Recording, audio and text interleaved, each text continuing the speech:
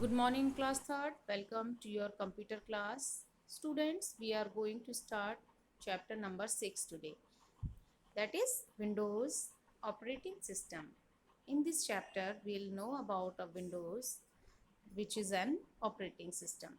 How does a computer work? Can it work on its own? एक computer काम कैसे करता है? क्या ये अपने आप काम करता है?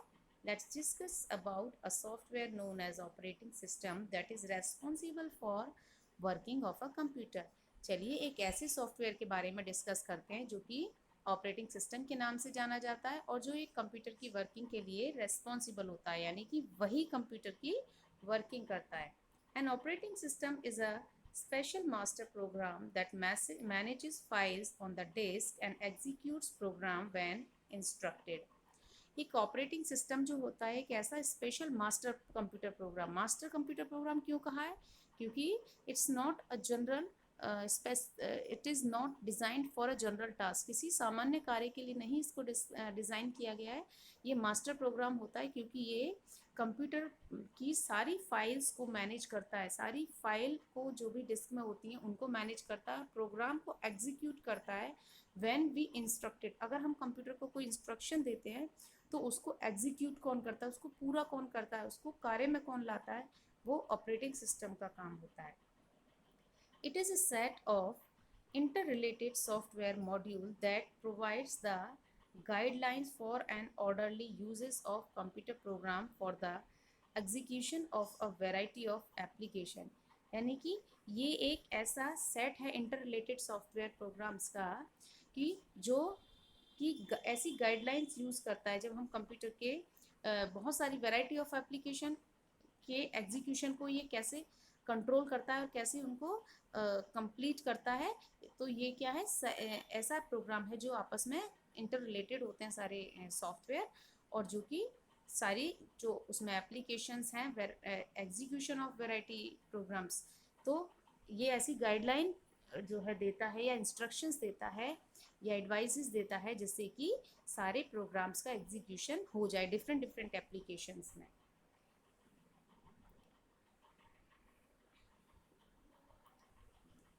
It controls the various computer operations and the functions of a computer system, including storage devices also.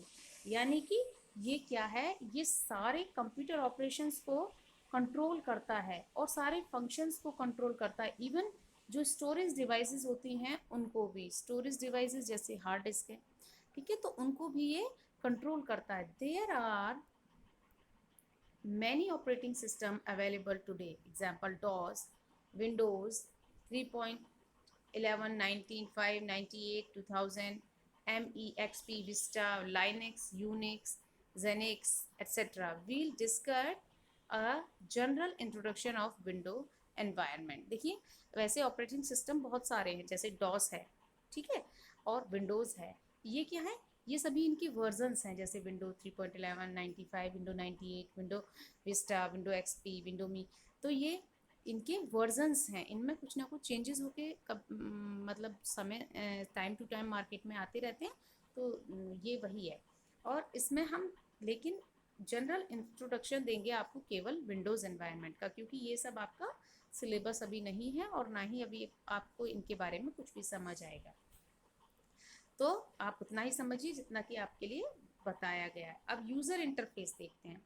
The term user interface came into existence when people other than engineers and programmers need to work on one computer system. User interface क्या है?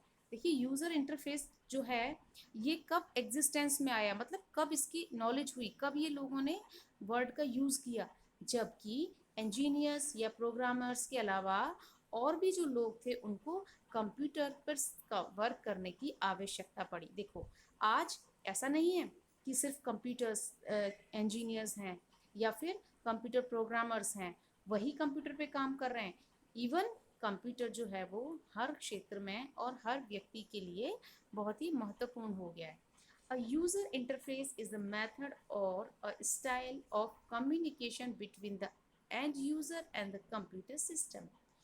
अब interface क्या है? User interface, देखिए, जब हम computer से interact करते हैं ना, कंप्यूटर को हम कंप्यूटर के साथ वर्क करते हैं, तो ये उसका एक मेथड या एक स्टाइल है। जब हम कंप्यूटर के कम्युनिकेशन करते हैं तो हमारे और कंप्यूटर के बीच में जो कम्युनिकेशन होती है, ये उसका ही एक क्या है, इंट्रैक्शन स्टाइल है या फिर मेथड है कोई भी।